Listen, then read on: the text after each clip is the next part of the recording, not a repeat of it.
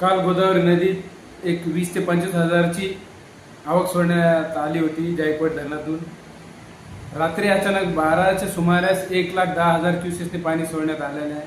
शेतकरीला पूर्ण सूचना कल्पना न देता गावातून वीरभद्रा नदीचं विसर्जन गोदावरी नदीत होतं आणि 1,10,000च्या वरती क्युसेसने गोदावरी 27 दरवाजे उघडण्यात आलेले आहेत।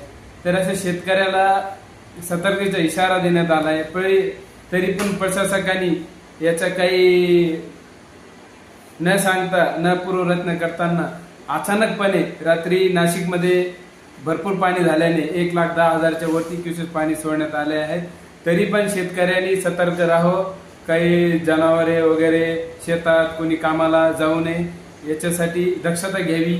अचानक कधीही पाणी वाढ होऊ शकतो आणि नाशिकला महापूर येऊ शकतो। नाशिकला महापूर आला तर गोदावरीच्या नदीकाठाच्या गावात पाणी जाणार आहेत आणि महापूरचाही इशारा देण्यात येत आहे।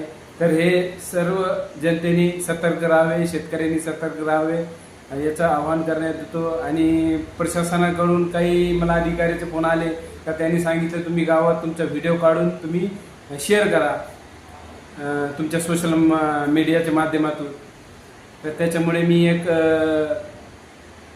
सतर्कतेचा इशारा देऊन मी सर्वप्रथम शेतकरी नागरिकाचं आवाहन करतो आणि मी एक गावाच्या नात्याने गोदेकाठीच माझं गाव आहे, त्या हिशोबाने पण लोकांना आणि सर्व जनतेला शेतकऱ्याला सर्वांना आवाहन करतो का म्हणजे महापूर पाणी भरपूर आलेलं आहे तर गोदाकाठी जे काम असेल तर ते थांबून द्यावं आणि जनावर वगैरे शेतात न जाता आपले घरी बांधून घ्यावे।